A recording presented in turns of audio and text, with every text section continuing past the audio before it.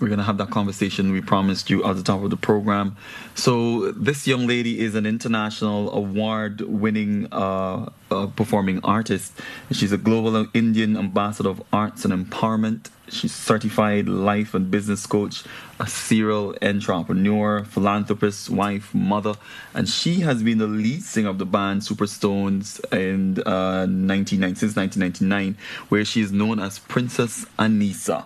All right, our most popular hit is Texanita, and I'm sure you can, relate to that song. You've heard it so many times. Yes, she's here. She's going to be joining us this morning to talk about, well, she's not going to be singing. I would love for her to sing, but we're going to be talking about her book, The Scarred Wings Can Fly. Good morning. Good morning. Thank you so much for having me. Yeah, right. So, Scarred Wings Can Fly. I was asking you what happened with the transition from singing, because we know how talented you are when it comes to singing. But there's a transition. You mentioned it's not a transition. This is just another one of those things that happened. Yes. So, I had my own personal experiences with domestic violence many years ago, and it wasn't something that I spoke about before. And just like a lot of other women who have been through that, I was ashamed. I was embarrassed. But the more I did talk about it personally, the more I realized my story can help. It has helped long before I even wrote the book. Yeah. I had a conversation with a woman once, and she says, well, looking at you on stage, you could never tell that you went through that. And she said something that was very impactful to me. She started crying. She says, well, if you could go through that and be who you are today, then there's hope for me too. Yeah. And I think that's probably the main reason why I wrote that book. And the book is just a little bit of my story, not my entire story, just a little bit of the story, but it's more so trying to help not only, people who are in that situation, but a lot of people don't know that the real struggle happens when you get out. Yeah. And so I talk about breaking the chains, getting out of the relationship, but also breaking the chains that you are in once you get out. You're emotionally scarred. You're psychologically traumatized. You start thinking all these negative things. And so it's really about working your way through that and finding your wings again so you could fly and be who you were meant to be. Just kind of get back on track. Yeah. And, it really just shows that your experiences don't have to determine the rest of your life. It doesn't determine your outcome, right? A lot of people are, just keep telling me, well, you're so strong for doing that. But no, I wasn't always like that. Yeah. Right? Your struggles make you strong. Your battles make you a warrior. Yeah, right? And that's pretty deep. Your battles really does make it. Right. It really does contribute to, you being as resilient as you are over time. But I'm wondering, given that we're talking about that, I'm wondering what was that moment where you recognized that you needed to get out? Because I haven't read the book yet. I wonder if you spoke about that in here. When was that moment that you recognized that for you, you've had enough and it's time for me to move on? Yes, I do talk about that in the book. I had tried to get out a lot of times, and this is something that I think a lot of people talk about, and I read somewhere, well, for those of you who are brave enough it's not about being brave. I always considered myself a very strong, independent, brave woman before I got into that relationship. The reason why it took me so long to come out was because it was dangerous. Every time I tried to come out, I ended up in the hospital.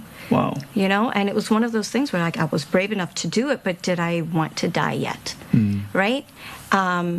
So it's a little bit more than being brave. And that moment for me in there was when I realized this is just what my life is. I either accept it, and if I thought that I was going to die anyway, I might as well die trying to survive. Wow.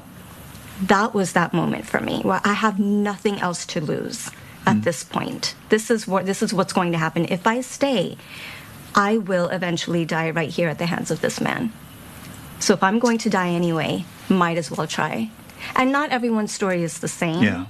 Right? But that was that pivotal moment for me. Yeah.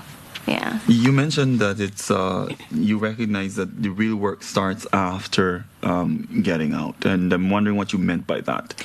So yeah, a lot of people have this notion. Well, oh, you're out of that relationship. Don't worry, you could go back and live life as wonderfully and just like it.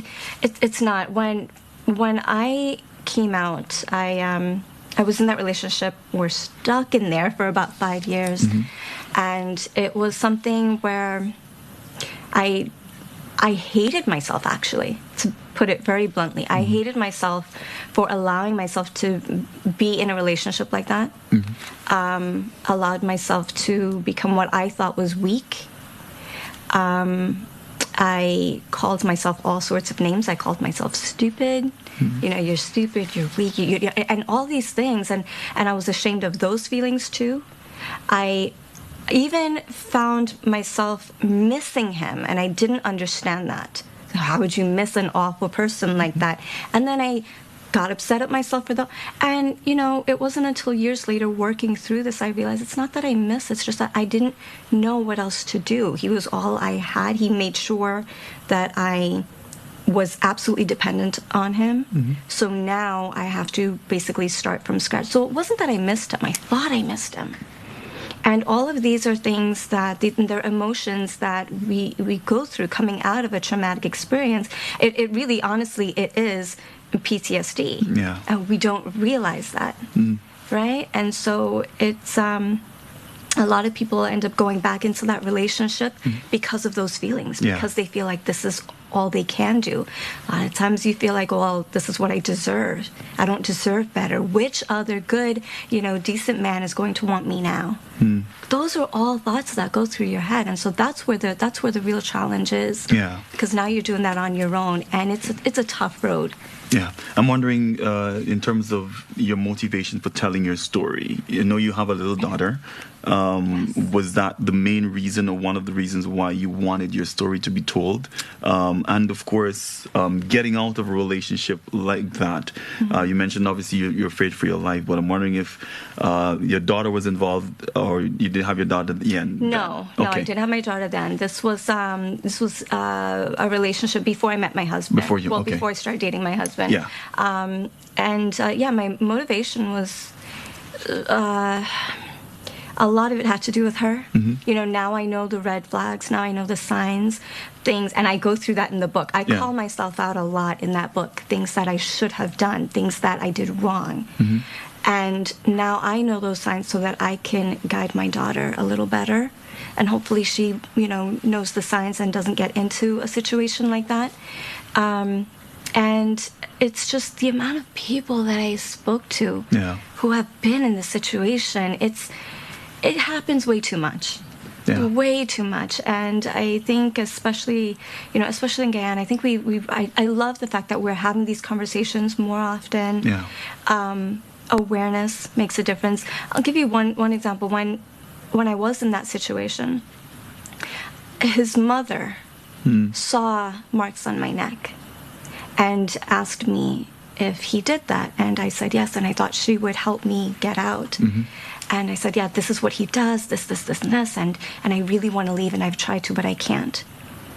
And she just said, well, don't make him mad. Wow. And you'll be fine. Wow. And that was a real eye-opener, and I've heard that story from multiple women as well, that's what happens. Well, if you just behave, and they think they believe this, well, if you just behave, then he wouldn't have a reason to do that. That's not a healthy relationship. So it almost comes across as if it's your fault. Exactly.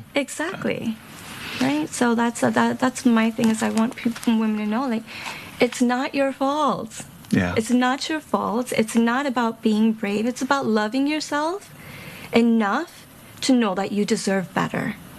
Yeah. Scarred Wings Can Fly. How did you come up with the name? Because I know you're talking about the ability to get out of a situation like that, but not just getting out, but recognizing as well that you can create a path for yourself. Right. Yes. So I'm wondering, how did you even come up with a name like that, and what were you trying to say through the name? It's Scarred Wings Still Fly. Still Fly. Sorry. Yes, that's fine. that's honestly how I felt. Like I said, before that relationship, I was very independent, doing a lot of great things, and it all kind of came to a halt because I have this tendency to control you, break down your ego, break down your confidence and your self-esteem, isolate you from friends and family, to the point where you're dependent on them. So I had nothing at that point. He pulled me out of music, pulled me out of my out of graduate school, pulled me out of my job. And so I wanted to get back to the person I was before. Yeah. And it took a while to realize that I'm not broken, right? You're not broken. Yeah, you have some scars, you have your warrior marks, but you can still fly. You can still get to who you really are and do great things. Right, and just wear your scars proudly. That's what I absolutely wear my scars proudly because I've been able to help a lot of people with my story. Yeah. And even if I helped one person, then those scars are worth it, honestly, at this point. Listen, I'm really happy that you're here to tell your story, and I'm happy that you're one of those survivors we've seen too many times, not just here in Guyana, but across the world, where people don't make it. They're not brave enough to come out of relationships that, are considered to be abusive. And I'm just sitting here talking to you, and as a man, sometimes we don't understand what it is that women go through in relationships, and I'm listening to you and I'm trying to process all of that. But I'm really, really happy that you're able to tell your story and inspire other people out there for that. How can they find this book? Where can they find it? So right now it's on Amazon. I'm not sure if that's accessible here, but you could go to anisasing.com to get that as well. And I will be meeting with other people who can help me get that down here, physical copies down here as well. Yeah. But yeah, for now it's anisasing.com. I am the ambassador of arts and empowerment for a global organization called Global Indian Series. They're based in London. We're absolutely a global organization, and we have a lot of initiatives that we are beginning to work on here in Guyana as well.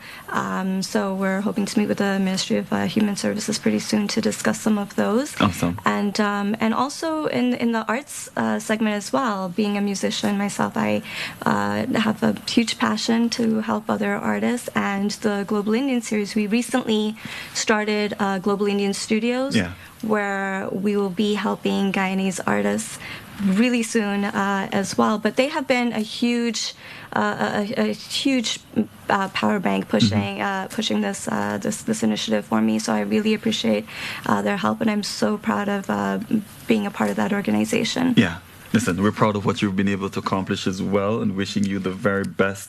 Thank you so much. Not just with this book, but with everything that you've been able to do over the years, and even with your singing career as well. Wishing you the best with that, and even as you continue to advocate for women who've been in similar situations as yourself. And it's not just women. I do want to add that it's not just women. This book is not just for women who are in abusive relationships. It's for everyone. I've had men read this book and realize, hey, well, there are a little bit of things I could possibly change in my own relationship. Even though it's not an abusive relationship, it gives a different perspective. So I'm really glad that you'll be reading that. I think it's a good book for a lot of people. A short book you could read in 2 hours. Oh, it's also available on Audible. It's great. Audiobook. Yeah, and you could absolutely download that as well. All right, great. Thank you for stopping by this morning. Thank you so much for having me. Pleasure is all mine indeed. That is Princess Anisa, or Anisa Singh.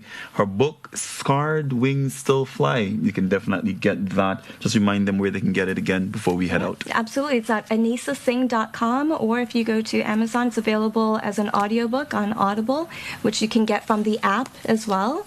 And hopefully it'll be physically available in Guyana pretty soon. All right, great. With that, we will take a quick commercial break. We come back. We've got so much more for you.